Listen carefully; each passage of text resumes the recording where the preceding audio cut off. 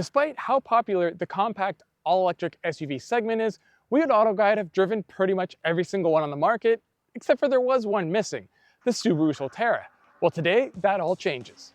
The Subaru Solterra looks a lot like the Toyota BZ4X because, well, basically they're the same vehicle underneath, but Subaru has put their identity on this vehicle with a couple changes here and there. On the exterior, it's mostly just in the badging, but the front end does have a different look and the back does a little bit too. So Subaru's actually brought me to one of my favorite places in Canada, Victoria, BC. If you've never been, come visit. And this is my first time sitting inside, and obviously the interior of the Solterra is unlike any other Subaru on the market currently because it kind of wasn't designed by them.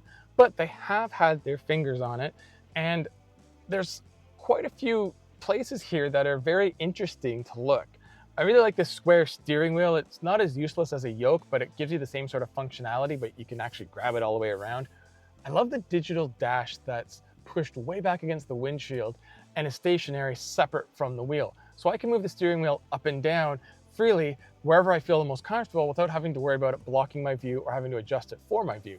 Now this is the top of the line version of the Solterra. So in the US, that's the Touring, and in Canada, that's the all-wheel drive with technology package. It gives me the larger infotainment screen that's pretty much all touch operated. There are a few buttons for the climate control, and there's 2 buttons for volume and turning it off and on. But otherwise, it's all done within the actual menus, and anyone who's driven a certain manufacturer's vehicles will be familiar with it. I do like how the climate control, although touch, does have individual spots that are always on for the buttons, and it has something really cool here with automatic heated seats and automatic heated steering wheel. And Subarus are very popular in areas where it snows, so that's a great little touch. The upholstered dash is pretty cool, and there's soft touch everywhere, even on the tops of the back doors, which is very unusual because usually that's where manufacturers sort of cheap out, but not in this one. Further down the console, there's other hard buttons for things like automatic brake hold, putting it into one pedal drive mode, the actual drive modes, X mode. Yeah, there's a lot of modes down here. There's also a wireless phone charger, and I really like these armrests. They're set at the right spot, especially since I can put the wheel wherever I want, and it's just a nice, comfortable driving position, including these seats. These seats are just a great combo of keeping me nice and firm in position, but still very squishy.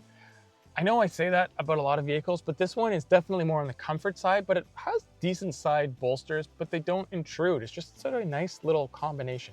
In the rear seat, there are heated seats for each outboard passenger, as well as a USB-C port for each outward passenger. And there are some center ducts that will help keep them cool or hot or whatever they need back there. The Solterra, like its Toyota cousin, does not have a front trunk. That's where the front motor's housed, but the rear trunk's fairly sizable. It does have a very angled rear hatch, which kind of cuts out how tall an item can be. But this year they've made the front passenger seat fold even more so you can fit longer items in easier. Some of the cool safety added to this vehicle is a driver-facing camera, front radars, and emergency steering assist. And these are all tied to that sort of squarish oval steering wheel, which is not available on the BZ4X. So those vehicles don't have those features. It's a Subaru only package. The Subaru Solterra is one of the few EV SUVs in its class to get a IIHS Top Safety Pick Plus rating. In Canada and the US, the Solterra comes in 3 trim levels, but they're named different and packaged together slightly different as well. In the US, there is the Premium, Limited, and Touring, with the Premium starting just over $46,000 with destination, and the Touring starting at just over $53,000. In Canada, all 3 trims are the Solterra all-wheel drive, but one has the luxury package and the other one has the technology package. The regular Solterra all-wheel drive starts at just under $59,000, while the Solterra all-wheel drive with technology package starts just under $66,000. So driving the Solterra, probably the first thing I noticed is just how comfortably nice the chassis is. This absorbs bumps really well, and I've got the upgraded 20-inch wheels with the 50 series sidewall, so it's not like I have squishy tires that absorb in all the bumps. It's just been tuned really well. The way it takes the initial impact and kind of just swallows it up, but then doesn't spit it back out in a bunch of excessive rebound is quite nice. I mean, a lot of EVs usually ride pretty well because they have extra weight, and this is over 4,400 pounds, but there's a lot of EVs in this class that are either too stiff or just keep bouncing after they hit bumps, and this doesn't either. And maybe it's because of the shape of the wheel or the way I grip it or the fact I can put it much lower than I normally do, but it just feels nice. Like, it feels really responsive. I guess I was expecting the steering to be a little more muted and duller. It's not like it's super communicative and super precise, but it has more life to it than I thought this electric SUV would have. So while on the topic of surprises, let's talk power. A lot of people have complained that the Solterra, even with all-wheel drive, only makes 215 horsepower and 249 pound-feet of torque, and that is less than pretty much all of the competition, even in their entry levels. But you know what? People are so spoiled by the amount of power that EVs make. 215 in this, especially being instantly available, is still tons. I mean, if I just stab the accelerator, I have all the thrust I need. Even at highway speeds, I never once thought, oh man, I need more power, I'm so slow. That said, this does trail the competition, and Subaru is charging the same price as others with more power, so there is that. So you might think, well, since Subaru has less power in the Solterra, it must be a lot better on range, and well, that's not really the case either. Although it does have a slightly on the small size 72.8 kilowatt hour battery, range is only listed at 227 miles on the most efficient version of the Solterra, or just 222 miles on the one I'm driving here. In Canada, that relates to about 359 kilometers of max range. The Solterra can recharge at speeds up to 100 kilowatts, which is lower than a lot of the competition. To help compensate that, Subaru, at least in Canada, is offering the Stage 2 capable portable charger cable in the vehicle standard. The Solterra has paddle shifters, which allow you to change within 5 levels of regenerative braking, which I'm always a big fan of because I don't want none, but I definitely don't want one pedal, so I can kind of pick where I want to go. So the Solterra has really good comfort, drives fairly well. It's got some funky styling, but it's not the most powerful, and it's definitely not that great on range. So what could it have going for it that separates it from the crowd? Well, this is a Subaru, and in true Subaru style, it's the fact it can go a lot of places EVs don't. I mean, it should be good off-road. It's got Terra right in its name. Okay, that was terrible. So it has 8.3 inches of ground clearance, which is a little bit less than Subaru's other SUVs, but it's more than pretty much every other competitor in its class that's powered by electricity.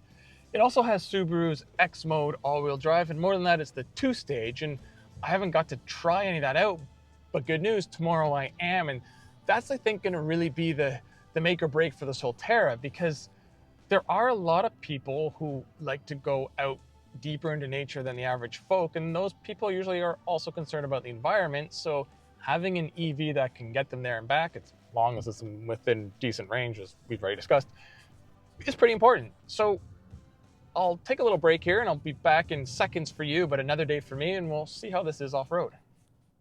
All right, so it's the next day, and as you can see, weather conditions have changed. It is pouring rain, and we're here at the off-road course where things become very muddy. I know the video I'm going to show you is of dry because we filmed that yesterday when it was drier, but right now things are quite muddy and slick. So anyway, I've been on many Subaru events, many where I've been off-roading in their various SUVs, and this one is definitely on the same caliber as those. Some of the places they have us driving, I can't believe that we're bringing these brand new vehicles through, and this really does drive a lot like Subaru's other SUVs off-road, just a lot more silent. At least the motor's a lot more silent, the sensors and whatnot aren't.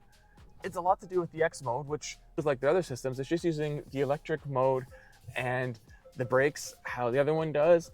And the rocks and hills we're going over here, it's pretty crazy that we're able to do this. Not so much because this is an EV, but just because of the tires that are installed and how greasy things are. I would never attempt to do this on my own because I just wouldn't think it was possible. So Subaru has this feature called grip mode, and I thought it was just, you know, an extension of X mode, maybe just gives you a little more traction, but no, it's way more than that. So there are 5 levels you can choose between, and it's basically 5 different speeds that the Solterra will travel at, and it's meant for climbing steep, muddy, rough hills, and you put it into the speed you want. Here we're using the middle, which is just a couple miles an hour, and you let go of the brake and the throttle, and the vehicle on its own will use all 4 wheels with the electric motors and brakes to climb the hill without any input, and it's crazy. If it does start to bog down because it needs a little more speed, you give it a little bit more juice from the accelerator and it'll help it climb up. And then as soon as you get off the accelerator, it will just continue doing its own independent grip climb. It's really cool system. And I know it's not an industry first or anything, but putting it on a sort of regular mainstream EV like this is quite something. So here's one of the hills using grip. I'm not touching the accelerator at all. And this hill is crazy how slippery and greasy it is. And I just keep constant throttle on and I climb up like nothing. Crazy. I can't even get any camera to show the angle that I just came up and how messy that hill is. As you can hear, I'm going down a very steep hill and hill descent control is really kicking in right now and it's noisy, and I don't know if it needs to make that much noise, but it's effective and that's the most important thing. Off-roading is really making me appreciate the vehicle more, and most owners probably won't do this, but the fact it can, and if you maybe took a road to a local place that you like to camp or hike and then it rains and you're not sure if you can get back, you're gonna probably be okay in this.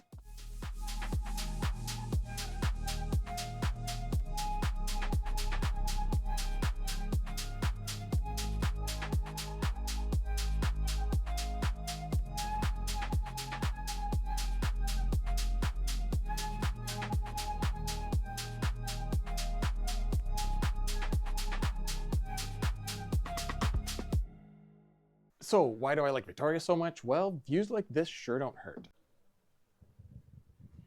Can you see the snowy mountain way out there?